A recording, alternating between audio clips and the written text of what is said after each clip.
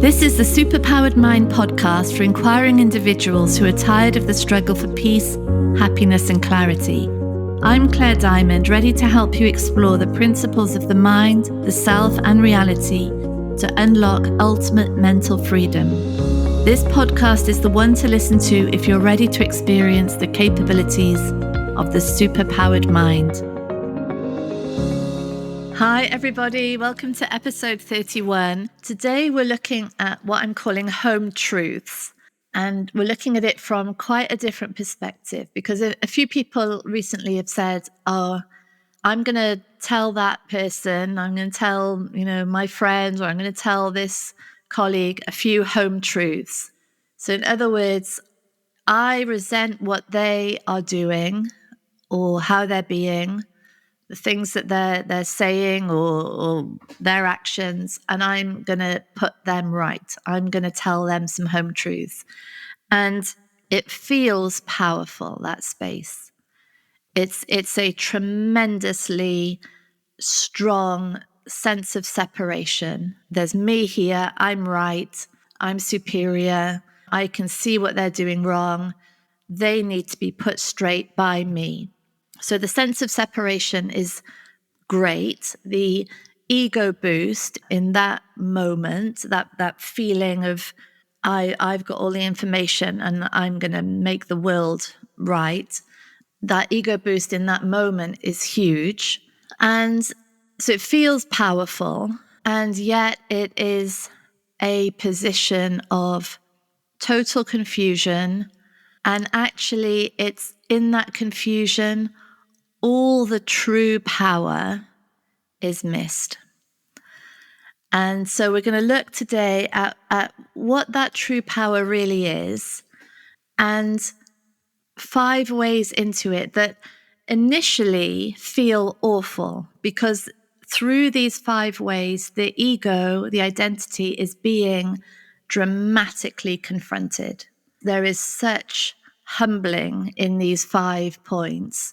And yet, when they are acknowledged, when the truth within them is seen, what it does is it starts to make it clear that the perception that we are, this localization of infinite intelligence, infinite consciousness, infinite love, infinite beingness, localized in this perceptual form, it's actually the space in which the entire universe is created, in which all other beings arise. When that is understood, that's God power, really. That's source creation power. That is true alignment between perception, creation, origin. That is actually love. It is actually peace. It is true intelligence of being in action, and it is the space of source potential, and so it's all the power is in that recognition. This ego identity, believing it is right in its separation, believing it will somehow find peace by putting other people down, by being superior, by, reaffirming these distances and separations between us. That's a lost mind. There's a blip of a reward. It feels briefly good to be that superior, but actually the confusion inherent in it is so enormous that the whole thing is just taking the mind further away from what's true. So let's look at these 5 home truths. If there's anyone in our lives right now that we are resentful of, angry against, in conflict with, taking offense from their behavior, let's just pause and reflect on these 5 questions and then see where they take us ultimately. So the first one is, what is really being resisted here?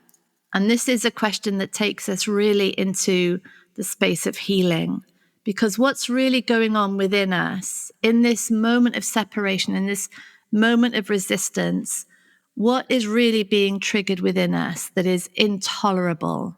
And let's just allow that emotional state to be in, because that is sanity. To have whatever the emotion is that we're trying to get rid of by taking it out on someone else, trying to change someone else. Let's cut out all of that nonsense and just have the emotion that's there to be had, because that is an integration of experiences from our past, of a subconscious conditioning that has to happen.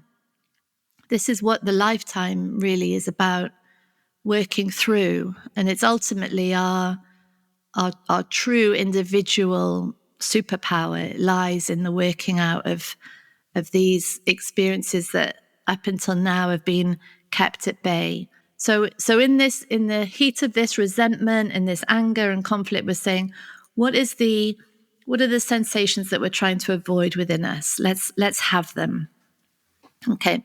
The second point is, what is being gained from the ego identity in this altercation, in this separation from that other person? What is the benefit to me as a believed, separate, independent identity? What is being gained from this situation?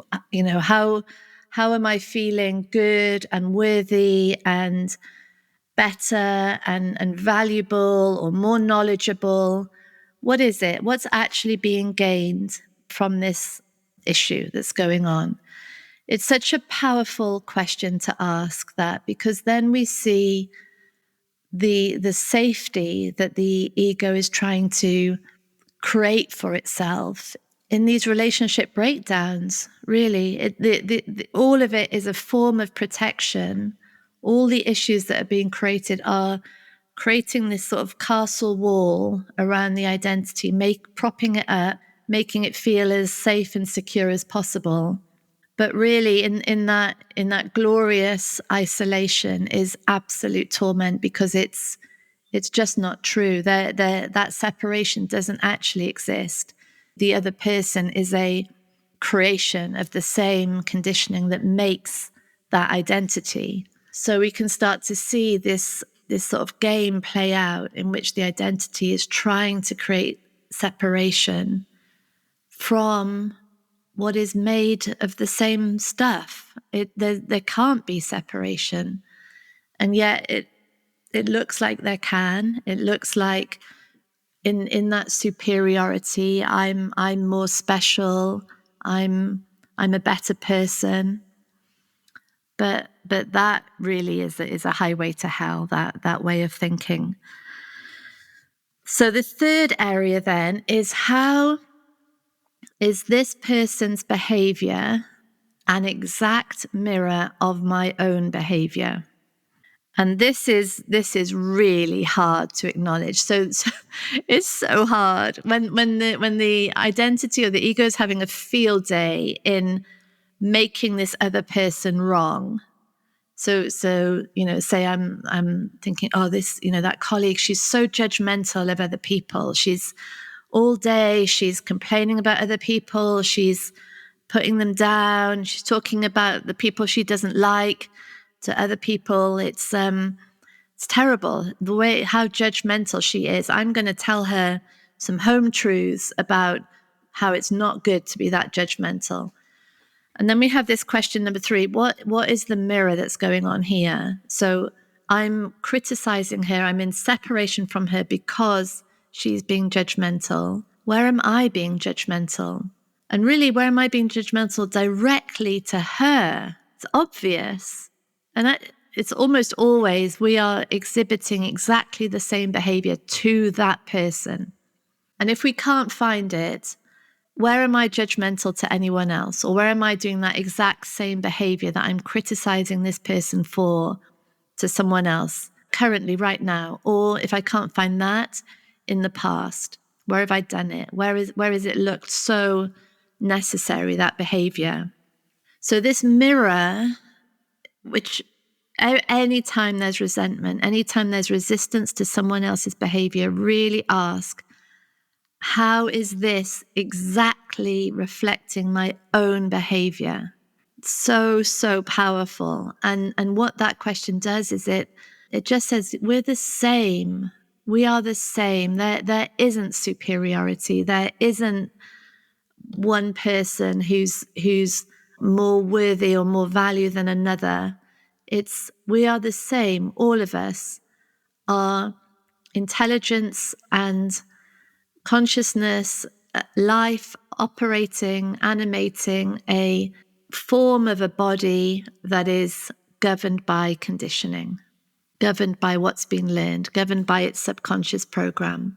And that's all that's going on. We are all the same. And in this mirror exercise, that becomes so clear.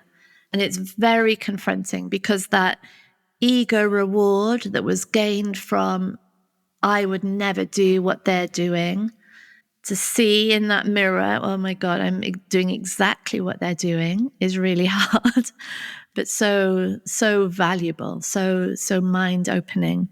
Then the fourth question, again, really confronting. How is my behavior either creating or continuing or maintaining the behavior that I am most resentful of? How is my behavior a direct facilitator, enabler, or encourager of the behavior that I most resent? So say I'm fed up that someone's taking advantage of me. I'm doing way too much stuff for them. They're just assuming I'm going to be helpful. And then I have question 4 and I look at, well, how is my behavior maintaining this? And I see I'm offering to do these things. I'm literally saying yes. Every time I get asked to do it, I'm saying no problem. It's fine. I love helping. And I can start seeing in my words and my behavior how the entire situation is being maintained and held in place and exacerbated by my own contribution. And again, so confronting to take on that accountability now for the way this is playing out, when we were really enjoying that space of victimhood. They're the villain. Look at them. This is the effect that they're having on me, poor me. But actually, I am making it happen. It's awful to be confronted like this for the ego, but it's absolute freedom. Then the fifth question, and it's something that we're looking at so much in our courses, is what do I really want? And again, that is a hard question because it's so much easier for the identity to hang out in this sort of helpless, hopeless victim space where everyone is sort of doing these things and I'm suffering. But to ask the question, what do I actually want, is to turn all of that around and place my intentionality, my will, at the heart of this entire setup, the way everything is playing out. And that question, what do I really want here, is so, so powerful, so transformative. It brings about a level of accountability that we really might never have experienced. And then from that question, what do I really want? We ask, is it achievable? Is it about trying to secure the sense of me, or trying to control my emotions, or trying to control another person's thoughts or opinions? Is that achievable? No. So what do I want that is achievable? Maybe I want to say no to some things that are being asked. Maybe I want to request something of someone else. Maybe I want an event to happen or someone to come for a coffee with me. What do I really want?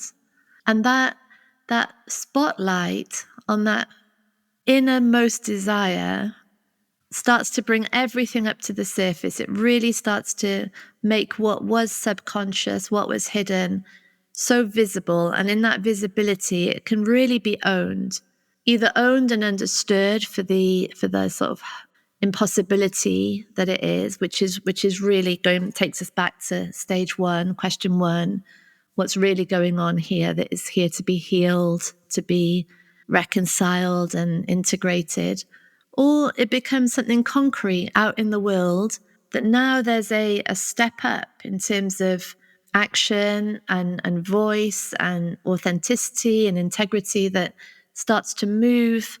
The whole system actually starts to change the world, really, around that desire, around that want. And so these things, all of them, are the beginning of the end of separation. They are the finale, really, of a separate identity hanging out in a space of helpless, hopeless victimhood combined with superiority on the other side of the coin, me being better. All of it is this sort of crunch of separation. It's an identity trying to secure itself. And these 5 points mark the end of that. It cannot survive under this scrutiny. And so the confrontation might be huge. And yet if we move through that confrontation, if we feel the sensations that it brings up, what it does is it starts to shift the mind into this space of recognizing that the entire way the self and all others and all circumstances, all events appear, they are made of the same understanding from moment to moment, the same subconscious conditioning that's in play, the sort of under the surface priorities or needs, fears, shames, insecurities. It's all a result of that.